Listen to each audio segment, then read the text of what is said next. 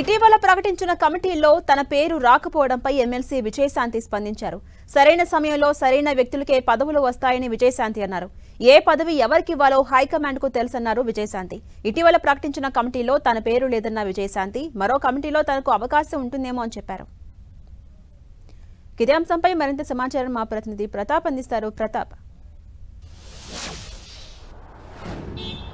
Yes జస్రాని, ఈరోజు కాంగ్రెస్ పార్టీకి సంబంధించిన సమావేశం ఇన్ఛార్జ్ మీనాక్షి నటరాజన్ తోటి వరుసగా సమీక్ష సమావేశాలు జరుగుతున్నాయి. అందులో భాగంగానే ఇప్పటికీ అంతా ఎంపీలు, ఎమ్మెల్సీలు, అదేవిధంగా నియోజకవర్గాల కోఆర్డినేటర్లు అందరితో సమావేశం జరుగుతుంది. కాసేపటి క్రితమే ఎంపీలతోటి, ఎమ్మెల్సీలతోటి సమావేశం కూడా ముగిసింది. దానికి సంబంధించి ఎమ్మెల్సీ విజయశాంతి కూడా అటెండ్ కావడం జరిగింది. ఎమ్మెల్సీ విజయశాంతి దానికి మీనాక్షి నటరాజన్తో సమీక్ష సమావేశం ముగిసిన తర్వాత మీడియాతో కూడా చిట్చాట్ చేస్తూ కొన్ని అంశాలకు సంబంధించి కూడా స్పందించడం జరిగింది. ఇటీవల కాలంలో ఒక 5 కమిటీలను వేయడం జరిగింది కాంగ్రెస్ పార్టీకి సంబంధించి. పిఎస్, అదే పొలిటికల్ అఫైర్స్ కమిటీ, అదేవిధంగా అడ్వైజరీ కమిటీ, సేవా సంవిధాన్ కమిటీ, అదేవిధంగా క్రమశిక్షణ కమిటీ, వీటన్నిటి కూడా వేయడం జరిగింది. అయితే ఈ కమిటీలలో వేసిన 5 కమిటీలకు సంబంధించిన వాటిలో కూడా విజయశాంతి ఎమ్మెల్సీగా ఉన్నప్పటికీ విజయశాంతికి ఏ కమిటీలలో కూడా చోటు దక్కపోవడం పైన ఆమె స్పందించడం జరిగింది. అయితే దీనికి సంబంధించి కూడా మాట్లాడుతూ పార్టీ అధిష్టానం అనేది పూర్తిగా అన్నిటిపైన అబ్జర్వేషన్ చేస్తుంది. ఎవరికి ఏ టైంలో, కరెక్ట్ టైంలో ఎవరికి ఎలాంటి పొజిషన్ అదేవిధంగానే చూడాల్సి ఉంటుంది. ఎందుకంటే తనకు దాదాపు ఏడాది కాలంగా తాను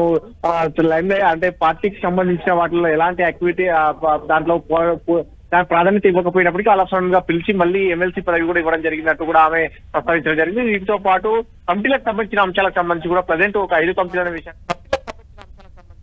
వైస్ ప్రెసిడెంట్లు, వర్కింగ్ ప్రెసిడెంట్, ఇంకా కొన్ని కమిటీలు రావాల్సి ఉంటుంది. కాబట్టి ఆ కమిటీలలో ఖచ్చితంగా తనకు స్థానం ఉండే అవకాశం ఉంటుంది. ఎందుకంటే అధిష్టానం అన్ని కూడా అబ్జర్వేషన్ చేసి వాటిలో అవకాశం కల్పిస్తున్నట్టు కూడా చెప్తున్నారు. సో మొత్తం మీద ఇట్లా అన్ని ఆమె దానికి సంబంధించి కూడా ఎమ్మెల్సీ తన అభిప్రాయం కూడా వ్యక్తం చేయడం జరిగింది. వీటితో పాటు ఈ రోజు కొంతమంది కాసేపటి కార్పొరేషన్ చైర్మన్లకు సంబంధించిన అంశం, కార్పొరేషన్ చైర్మన్లు కూడా వరుసగా ఇన్ఛార్జ్ మీనాక్షితో భేటీ అవుతున్న పరిస్థితి. అయితే కార్పొరేషన్ చైర్మన్లు ఇప్పటివరకు కొన్ని వాళ్ళు మీనాక్షి దృష్టికి తీసుకురావడం జరిగింది. కొన్ని అంశాలను కూడా వారు కంప్లైంట్ ఇస్తున్న పరిస్థితి ఉంది. ఎందుకంటే ప్రజెంట్ ఉన్న సిచ్యువేషన్ లో దాదాపు 35-37 కమిటీల కార్పొరేషన్ చైర్మన్లను భర్తీ చేసినప్పటికీ కార్పొరేషన్ చైర్మన్ ఎవరిని కూడా ప్రభుత్వం పూర్తి సీరియస్ గా తీసుకోవట్లేదు. మంత్రులు కానీ ఎవరు కానీ వారి రివ్యూ చేసే సందర్భంగా కార్పొరేషన్ చైర్మన్లంతా పరిధిలోకి తీసుకోవట్లేదు.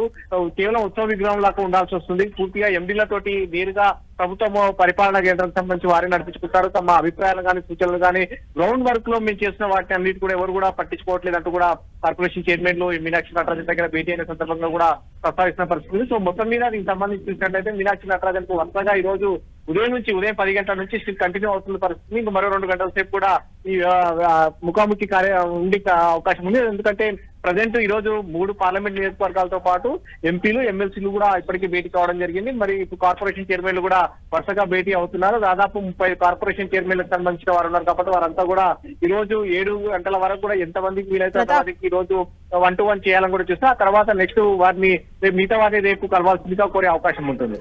అలాగే ప్రతాప్ మరొక కామెంట్ కూడా చేశారు విజయశాంతి. సరైన టైంలో సరైన వ్యక్తులకే పదవులు వస్తాయి.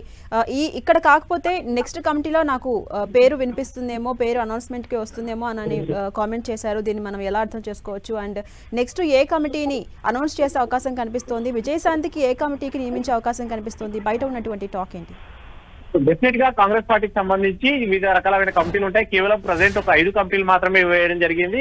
పొలిటికల్ అఫైర్స్ కమిటీ అంటే ఒక నిర్ణాయకమైన కమిటీ కాబట్టి ఈ కమిటీతో పాటు అడ్వైజరీ కమిటీ, సీనియర్ నేతలంతా కూడా అడ్వైజరీ కమిటీలో కూడా వేయడం జరిగింది. వీటితో పాటు రాజ్యాంగాన్ని పరిరక్షణ కోసం కూడా ఒక కమిటీని వేశారు. డీలిమిటేషన్ కమిటీ అంటే ఒకవేళ నియోజకవర్గాల పునర్విభజన జరిగితే ఏ విధంగా ఉండాలి అనే దానికి సంబంధించి కూడా ఒక కమిటీని వేశారు. వీటితో పాటు క్రమశిక్షణ కమిటీని కూడా వేయడం జరిగింది. సో మొత్తం మీద ఇట్లా 5 కమిటీలు వేశారు. మిగతా సంబంధించిన కీలకమైన కమిటీలు ఏవైతే జనరల్ సెక్రటరీలు చాలా వరకు ఉంటాయి, అదేవిధంగా వైస్ ప్రెసిడెంట్లు, వర్కింగ్ ప్రెసిడెంట్లు, ప్రచార కమిటీ, అదేవిధంగా ఏసీసీ ఇంప్లిమెంటేషన్ కమిటీ, ఇట్లా కొన్ని కమిటీలు అన్ని కూడా కీలకమైన కమిటీలన్నీ కూడా ఇంకా పెండింగ్ లో ఉన్నాయి. కాబట్టి వాటిలో ఖచ్చితంగా అకామిడేట్ చేసే అవకాశం ఉన్నట్టు కూడా ఆమె ఆశాభావం కూడా వ్యక్తం చేయండి. ఆ విధంగానే కాంగ్రెస్ పార్టీ అధిష్టానం కూడా ఆలోచన చేస్తున్నట్టు కూడా తెలుస్తుంది. ఎందుకంటే కమిటీలలో కనుక సీరియస్ గా రాజ్యాంగబద్ధమైన పదవుల్లో ఉన్న వారికి ఇస్తేనే పార్టీకి సంబంధంగా బద్దమైన పదవుల్లో ఉన్న వారికి నేతలకి ఇస్తేనే పార్టీకి సంబంధించి మరింత స్ట్రెంత్గా ఉండే అవకాశం ఉంటుందని కూడా ఒక ఆలోచన చేస్తుంది. అందులో భాగంగానే ఎవరెవరైతే పదవుల్లో ఉంటున్నారో ఎమ్మెల్యేలు కానీ ఎమ్మెల్సీలు కానీ ఎంపీలను వీరిని ఎక్కువగా ఇంక్లూడ్ చేయాలని కూడా ఒక ఆలోచన చేస్తుంది. ఇవాళ నెక్స్ట్ మళ్ళీ వచ్చే ఎన్నికల్లో కూడా ఖచ్చితంగా మళ్ళీ పార్టీని అధికారంలోకి తీసుకొచ్చే విధంగా కూడా గట్టిగా పనిచేసేది గ్రౌండ్లోకి తీసుకెళ్లాలని ఒక ఆలోచన చేస్తుంది. పార్టీ కార్యక్రమాలను నిరంతరంగా జనంలోకి తీసుకెళ్లడం కానీ